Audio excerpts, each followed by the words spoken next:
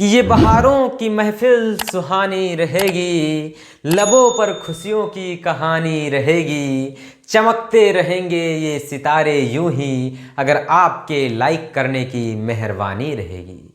तो हेलो दोस्तों, कैसे हो आप सभी लोग। आई होप कि आप सभी लोग स्वस्थ होंगे और मस्त होंगे और अपनी तैयारी अच्छे से कर रहे होंगे।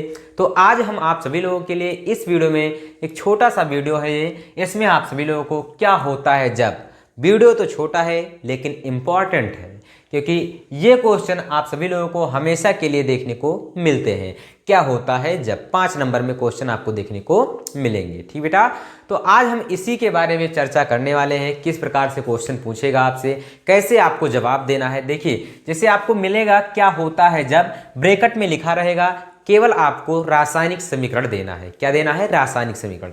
आपको टेंशन नहीं लेना है क्योंकि आप शुक्ला सर की वीडियो देख रहे हैं। आपको देखते ही देखते अगर नहीं समझ में आया तो आप कमेंट जरूर कर देना। ठीक बेटा, क्योंकि आपके लाइक और शेयर और फॉलो करने से हमारा उत्साह बढ़ता है और जब आप छोटा सा प्यारा सा कमेंट कर देते हैं तो और आनंद आ जाता है।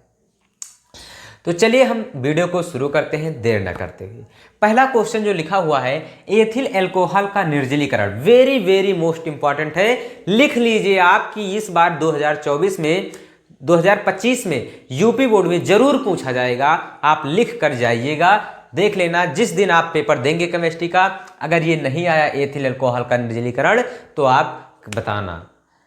ये दावे के साथ मैं कहता हूं कि एथिल अल्कोहल का निर्जलीकरण आएगा, आएगा 100% आएगा। चाहे वो 100 से 140 डिग्री सेल्सियस पर निर्जलीकरण करना हो, चाहे 160 से 170 डिग्री सेल्सियस पर निर्जलीकरण करना हो, लेकिन ये क्वेश्चन जो है आएगा जरूर। ठीक बेटा, चाहे क्या होता है जब में करके आए या फिर रासायनिक अपक्रिया को पूर्ण करें या फिर पूछ सकता है आपसे कि आप कैसे प्राप्त करेंगे, में ये क्वेश्चन पूछ सकता है। ठीक बेटा, तो चलिए हम बात करते हैं एथिल अल्कोहल का निर्जलीकरण कैसे होता है। तो देखिए, इसमें 2 रिएक्शन हो सकती है।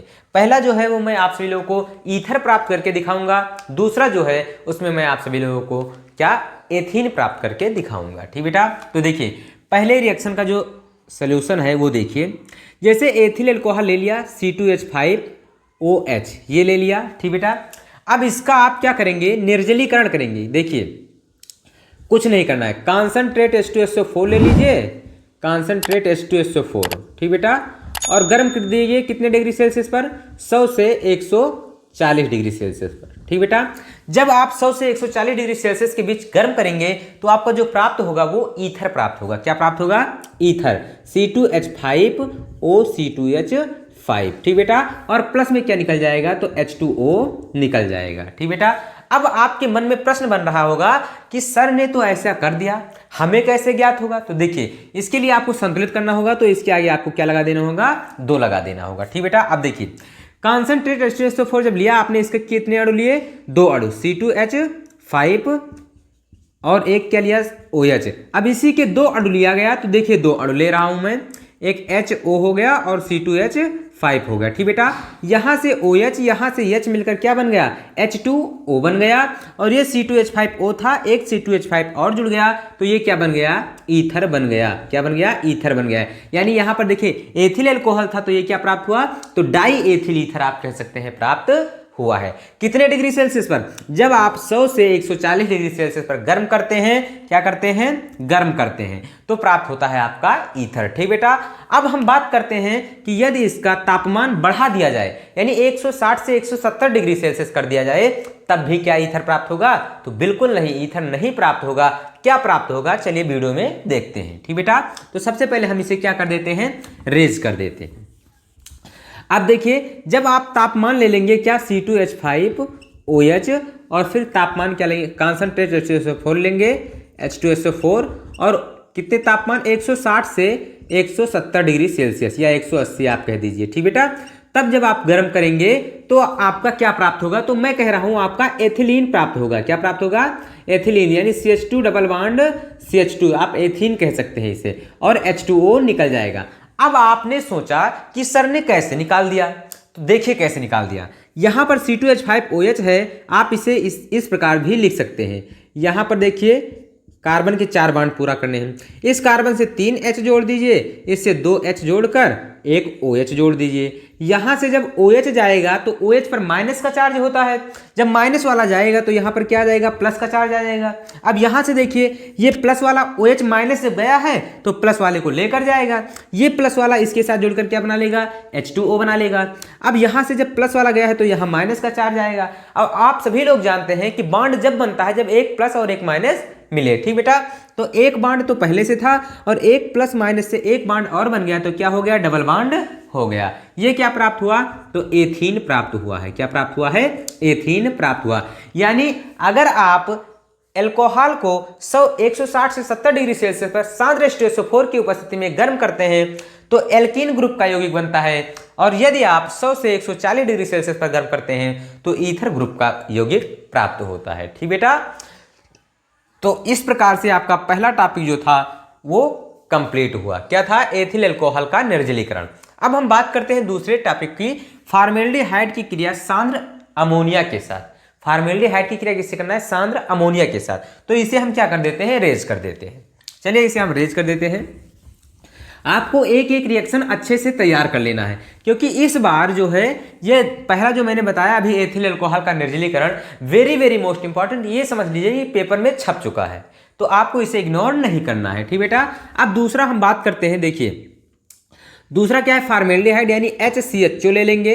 इसकी क्रिया हमें किससे कराना है, तो सांद्र अमोनिया यानी NH3 से कराना है। किससे कराना है, NH3 के साथ। अब देखिए जब कभी आप फॉर्मेल्डिहाइड की क्रिया NH3 से कराएंगे तो आपका क्या प्राप्त होगा, हेक्सामेथीन, क्या, या आप कह सकते हैं हेक्सामेथिल एमीन प्राप्त होगा। क्या प्राप्त होगा, देखिए हेक्सामेथिल। तब जब हेक्सामेथिल कह रहा है तो CH2 क्या हो जाएगा, 6 हो जाएगा, और टेट्रा एमीन प्राप्त होगा। क्या प्राप्त होगा, टेट्रा। और टेट्रा में जानते हैं आप सभी लोग 4, क्या जानते हैं, 4। तो N जो हो जाएगा 4 हो जाएगा, ठीक बेटा। इस प्रकार ये प्राप्त हो जाएगा। और क्या बचा, तो O है और H है तो क्या बन जाएगा, H2O बन जाएगा। अब आपको बैलेंस करना है, संतुलित करना है, तो यहाँ पर 6 है तो इसके आगे आपको क्या लगा देना होगा, 6। अब O कितने हैं, तो O आपके हैं 6, तो इसके आगे आपको क्या लगा देना होगा, 6 लगा देना होगा। संतुलित आपको करना, N देखिए कितना है, 4, तो यहाँ पर 4 लगा दिया। अब देखिए हो सकता है संतुलित हो गया हो, अगर नहीं हुआ होगा तो हम फिर देखेंगे। देखिए यहाँ पर C6 है तो C6 है, H की संख्या देख लेते तो 2 और यहाँ 3, 3 चौक 12 और 6 दूनी 12, 12 दूना 24 है। तो यहाँ देखिए 6 दूनी 12, 12 और यहाँ पर 6 दूनी 12, 12 दूना 24 और 6O है तो 6O, यानी रिएक्शन आपकी संतुलित हो गई। आपका प्राप्त क्या हुआ, यहाँ पर देख लीजिए हेक्सा, 6 को हम क्या कहते हैं, हेक्सा कहते हैं, और ये क्या है, मेथिल, हेक्सामेथिल, और ये क्या है, टेट्रा। क्या है, 4 को क्या कहते हैं, टेट्रा, और ये क्या है, एमीन, एमीन। तो आपका प्राप्त क्या हुआ, हेक्सामेथिल टेट्रा एमीन प्राप्त हुआ। वहां पर आपको क्या करना है, केवल रिएक्शन लिखना है, लैंग्वेज कुछ नहीं लिखना है, ठीक बेटा। तो आप इसी प्रकार रिएक्शन कर देंगे, आपके एक रिएक्शन के 1 नंबर कंप्लीट हो जाएंगे। आपको 5 रिएक्शन देखने को मिलेंगे, 5 नंबर के जरूर आते हैं, ठीक बेटा। और ये नहीं कि इस बार पूछा गया है तो अगली बार नहीं पूछा जाएगा, हर वर्ष आपको ये देखने को मिलता है, ठीक बेटा। अब हम बात करते हैं तीसरे रिएक्शन की।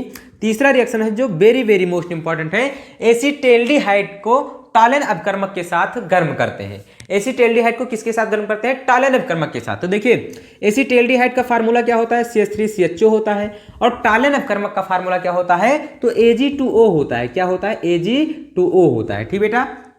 अब इसके साथ हम क्या करेंगे, गर्म कर देंगे।